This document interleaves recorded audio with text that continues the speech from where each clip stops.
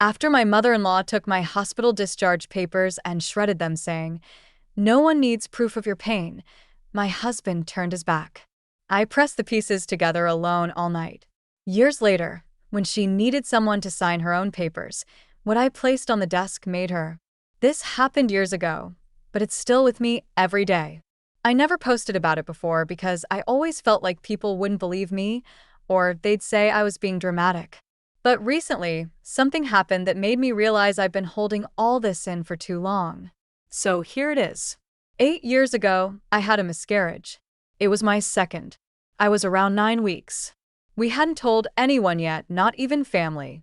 We were waiting for the 12-week mark, just like all the blogs and books say. I had been spotting for a few days, and one night the pain got worse. I knew something was wrong. I went to the bathroom, and there was a lot of blood. I called my husband from the floor. He was in a work meeting or a call, I don't remember anymore, and he said he couldn't leave right away. He told me to call his mom to drive me to the hospital. I didn't want to, but I didn't have anyone else nearby. My own mom had passed away years before, and my closest friend had just moved out of state. So I called her. She sounded annoyed when she picked up. I told her I thought I was losing the baby and needed to go to the hospital. She got there 25 minutes later. She didn't ask if I was okay. She just said, "Get in." At the hospital, I was crying quietly the whole time. She didn't say a word to me in the waiting room, just scrolled on her phone. The doctor confirmed what I already knew. The baby was gone. I was given fluids and pain medication. They gave me aftercare instructions, some prescriptions, and a copy of my discharge papers. There was also a short letter from the attending physician that confirmed I'd had a miscarriage and would need a few days to recover. It wasn't just paperwork to me. It was the only proof I had that it happened, that I wasn't crazy, that there was a baby, even if no one else had seen it but me. She drove me home in silence. I clutched the papers to my chest the whole way. When we got home, she followed me inside. I remember I went to lie down on the couch because I felt dizzy and cold. She was in the kitchen. I thought maybe she was making tea or cleaning something. I heard the sound of the shredder turning on. I didn't think anything of it at first. Then I heard it again. And again. I got up and walked in. She was standing there, feeding my hospital folder into the shredder. I couldn't even speak. I just stood there staring. She looked at me and said, "No one needs proof of your pain. Dwelling on it won't help." Then she emptied the bin into the trash and walked out the front door. I remember just standing there in my kitchen in my pajamas, with dried blood on my legs and morphine still making my head swim. I walked to the trash and saw the shredded pieces. I pulled them out and sat on the floor, picking through them. My hands were shaking. I didn't even know why I was doing it. I just knew I had to try to put it back together. My husband came home a few hours later. He asked me what I was doing. I told him. He sighed. Actually sighed. Then said, "It's not going to change anything. Why are you doing this to yourself?" I asked him why she did it. Why would someone do that? He just said, "She meant well. She thinks you'll heal faster if you stop fixating on it." Fixating. I didn't answer. I just kept taping the pieces together. I spent the whole night on the living room floor, matching corners and slivers, trying to make the words legible again. I didn't get all of it, but I managed to piece enough together. The diagnosis, the date, the doctor's name, the note about follow-up care. It took hours. I used clear tape, and the paper looked like it had been through a war. But it was something. Proof, even if no one else cared. After that, everything changed. I stopped talking to her completely. She didn't reach out either. My husband told me I needed to let it go and move on. He said holding on to that paper was a symbol of weakness. Those were his exact words. I remember them clearly, because I didn't say anything back. I just nodded. But something shut off inside me after that. We stayed married. I don't even know why. Maybe inertia. Maybe I was too tired to leave. Maybe I still thought he would come around and see what I was carrying. But he never did. Years passed. I kept that taped-together paper. I folded it carefully and kept it in a small envelope in the back of my desk drawer.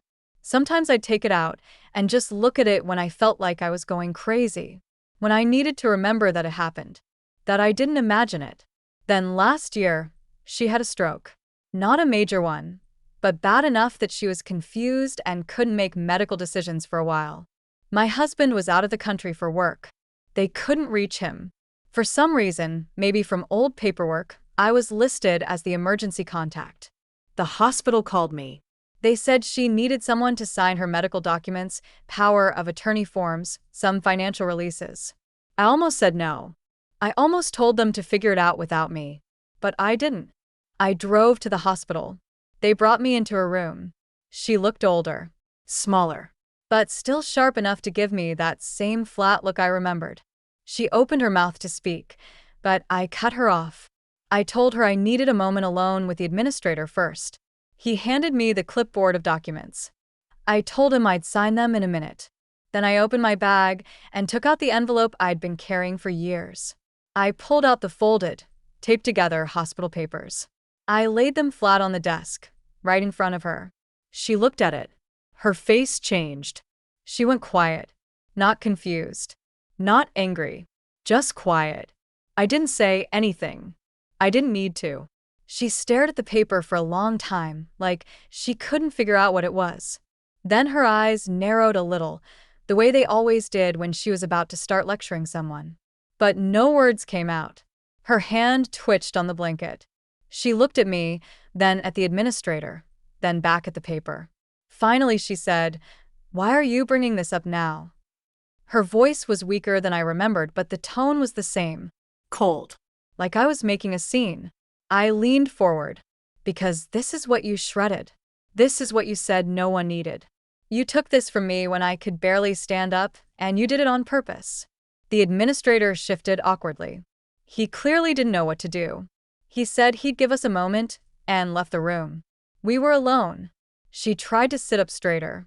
"I was trying to help you. You were falling apart. Somebody had to make you stop." "No," I said. "You wanted to erase it.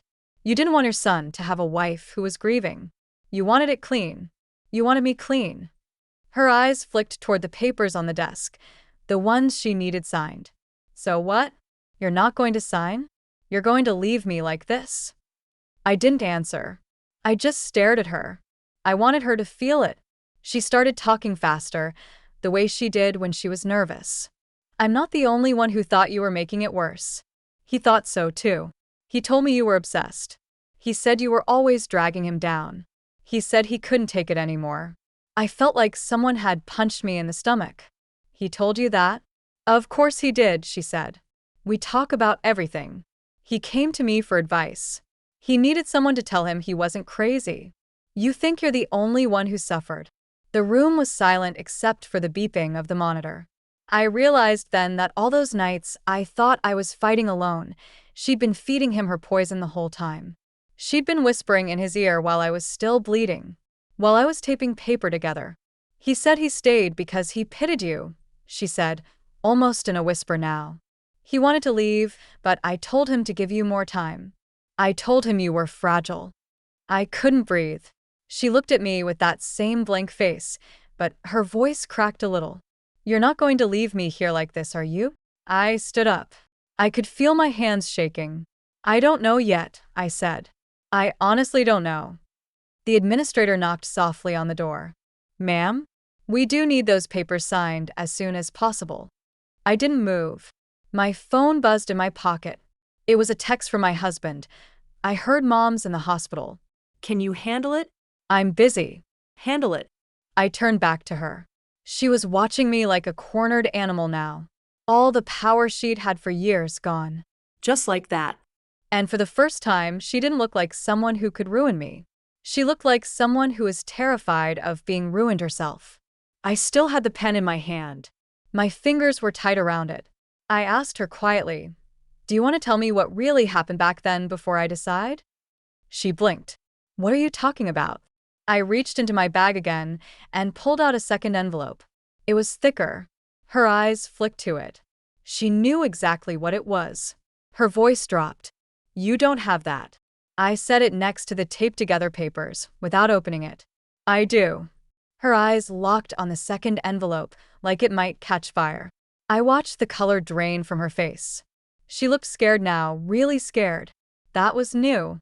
I'd seen her angry, smug, cold, but never afraid. She whispered, "How did you get that?" I didn't answer. I just sat back down and waited. She tried to sit up again but winced, probably her shoulder. The stroke had messed with her right side. I noticed she hadn't pressed the call button for help. She didn't want anyone else in the room for this.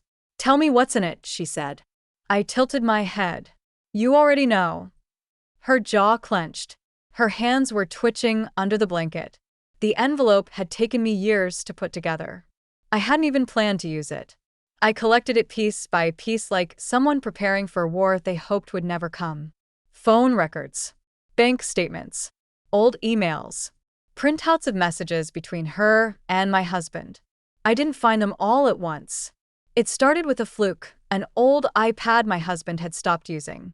He never logged out of his email. I found messages going back years. Conversations between him and his mother, sometimes daily. "She's overreacting again. If she brings up the miscarriage one more time, I swear to God. She's using it to control you. You can't keep giving in to her emotional blackmail." And then hers. "She's unstable. You need to be strong. She'll drag you down forever if you let her. There's a woman at work who actually supports you. Think about that." They weren't just cold. They were cruel. Strategic. I found one that made my stomach flip. "I'll take care of the paperwork. You focus on distancing yourself." That one was dated 2 days before she shredded my hospital documents. I looked at her now and asked, "What did you mean by that message?" She licked her lips. "You don't understand the full context." "No." I cut in. "I understand exactly. You took the papers. You destroyed them. And you told him to distance himself from me while I was still bleeding. That's not context. That's fact." She didn't answer. I leaned in. "Were you trying to push me out of the marriage?" She looked at the ceiling, then back at me. "You weren't good for him. You pulled him into your sadness and made him smaller. I wasn't going to watch him disappear into your grief." There it was. Clean. Simple. Honest. In the ugliest way possible. I nodded slowly. "So you decided to erase me?" "I protected him," she said. "You call it erasure. I call it survival." The air between us turned heavy. I could feel the pulse in my neck. I wanted to scream. I wanted to cry. I wanted to shove the shredded paper down her throat. But I didn't move. I asked, "Did he sleep with her?" Her eyes darted to the side. "I don't know what you're talking about." "Yes, you do," I said. "The woman at work. The one she kept bringing up in the emails." At first it seemed like she was just using her as an example. But the more I read, the clearer it became. There was someone. A real woman. And my husband had been confiding in his mother about her for over a year before the miscarriage. I said his name out loud and followed it with hers. "Did he cheat?" She didn't say yes. She just said, "It wasn't serious." That told me everything I needed to know. And then she added, "It ended when she found out you were pregnant again. She didn't want to be a homewrecker. He chose you." I felt like I was going to throw up. "He chose me," I said quietly, "after he already slept with her. After I lost the baby. After you destroyed the only thing I had left." Silence. Then she said something I'll never forget. "You should have just given him a child. That would have fixed everything." I stood up so fast my chair nearly tipped over. But I didn't leave. I went to the window, pulled the curtain aside, breathed in the stale hospital air, then let it fall. I turned around slowly. She was watching me again. Not afraid now. Almost smug. Like she thought she'd finally broken me. But she hadn't. I picked up the second envelope. Slipped it back into my bag. The hospital documents were still sitting there, waiting for my signature. I looked at the pen in my hand. Then at her. And then I said something I hadn't planned to say. Something that surprised even me. "Does he know I know?" She hesitated, then shook her head. "No," she said. "He doesn't. He thinks it's all buried." She said it so calmly. "He thinks it's all buried." That sentence kept repeating in my head like a heartbeat. "He doesn't know I know." I felt like the floor under me wasn't real anymore. Like I was floating just an inch above everything. I sat back down. My hands were cold. I looked at her, this woman who had pulled every string, who called herself a protector, but had carved up my life like it was a spreadsheet. And now she was stuck in a hospital bed, needing my help and somehow still playing chess. I asked slowly, "Did he ever want to tell me?" She didn't answer. She reached for the cup of water on the side table with her good hand and took a sip, stalling. Like this was just another conversation she wanted to steer. Then finally, "He almost told you once. Right before the second pregnancy. He felt guilty." I stared. "He was going to confess?" She shrugged. "He said he wanted to start clean if you were going to be parents. I told him it would only hurt you. That if he told you, you'd fall apart again." That part hit me harder than I expected. Again. Like I had already failed once, and the goal was just to keep me from breaking a second time. Not to tell the truth. Not to respect me. Just to protect me like I was some glass thing he regretted buying. "He kept quiet," she went on, "because he didn't want to lose you. But mostly because I told him you couldn't handle it." That was the second time she said that. You couldn't handle it. Like she'd been repeating that story to herself for so long it became fact. I asked one more question I never thought I'd say out loud. Was the second pregnancy even his? She flinched. Real fear this time. "Don't do that," she said quickly. "That's not fair." I didn't blink. "Answer me." I hadn't been with anyone else, but I wanted to see what she'd say. If she'd try to twist it. If she'd tell him later that I was unstable or accusing people again. If she'd spin a lie and build a new version of the truth right here in this sterile, too quiet room. Instead, she looked at me hard and said, "He asked me that once." I froze. "What?" "After the miscarriage. He came over one night drunk, sat at my kitchen table, and asked me if I thought it was really his." I stared at her. "And what did you say?" She looked down at her hands. "I said I didn't know. That men never really know, do they?" That moment cracked something inside me. Not rage. Not sadness. Something else. Something colder. She had wanted to plant doubt in him. She had let him grieve that child with suspicion in his heart. Even if I never did anything wrong, she had made sure a seed was planted where trust should have been. And I never even knew it. I looked down at the hospital documents again. My name was printed on the line under. Authorized representative signature. I looked back at her and asked, "Why did you put me down as your emergency contact?" She didn't answer right away. Then she said, "Because I knew you'd come." I laughed. I couldn't help it. It was sharp, humorless, bitter. "No, seriously. Why not your son? Why not the man you raised to leave his wife alone on a hospital floor?" She looked tired now. Worn out. "He wouldn't have shown up," she said. "Not for this." That stopped me. "What do you mean?" I asked. "He hasn't called me in months," she said, voice low. "Barely texts. He got distant after you moved out. Said he needed space from both of us." I didn't move. "I thought you'd come," she said again. "You always do." There it was. The real reason. Not guilt. Not love. Not family. She thought I was still that girl on the floor, taping together shredded paper. Quiet. Forgiving. Willing. She thought I would show up because I always had, even when they kicked dirt in my face. But I wasn't that girl anymore. I wasn't sure who I was yet. But I wasn't her. My phone buzzed again. Another text from him. "Everything okay? Don't make a scene. Just sign what needs signing." That's all it said. "No, how are you?" "No, thanks for stepping in." "Just don't make a scene." She saw me read it. Smiled a little. "You can't win either way," she said. "If you sign, you're just the helper again. If you don't, you look like a monster." I turned my phone over, face down on the desk. And I said, "You're wrong." She blinked. "About what?"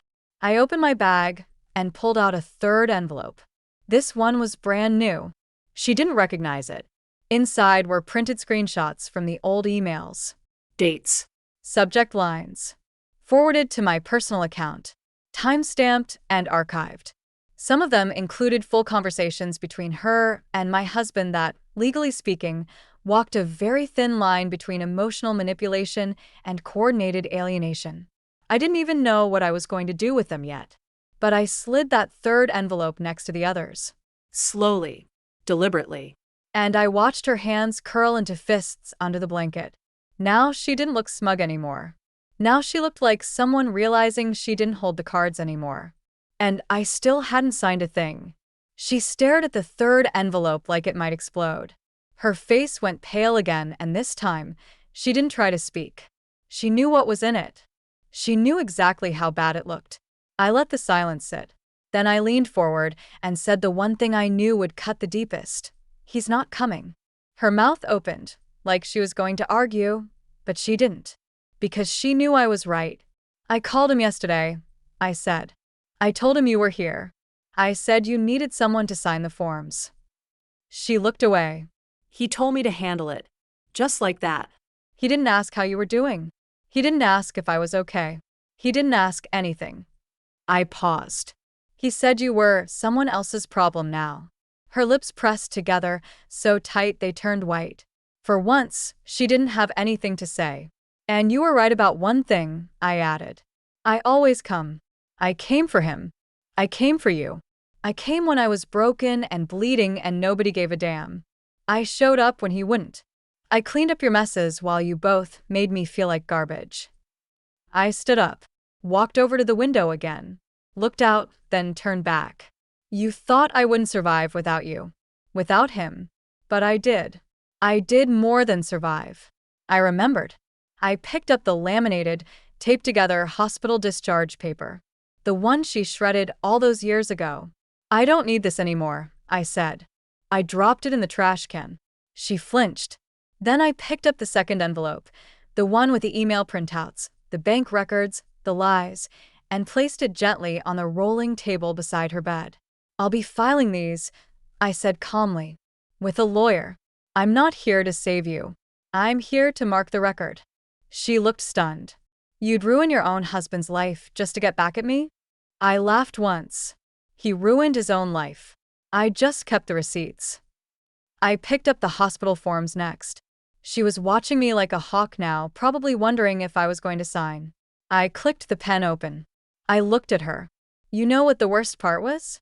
She didn't answer. It wasn't the miscarriage. It wasn't the papers. It wasn't even the cheating. It was the silence. You made me feel crazy in my own home. You made me beg for kindness.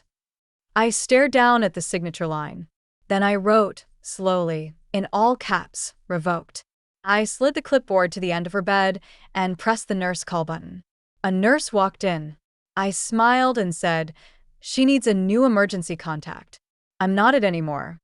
Then I looked at her and added, you'll want to give her a list of elder care attorneys. She has some things to sort out. The nurse looked confused but nodded. I walked to the door. Right before I left, I turned to her and said, when I was sitting on the floor taping those papers together, I kept asking myself what I'd done to deserve it. I stared her in the eyes. But I didn't deserve it. And you? You don't deserve me. I walked out. No tears. No guilt. I don't know if she ever forgave me. I don't care. She lived in silence after that.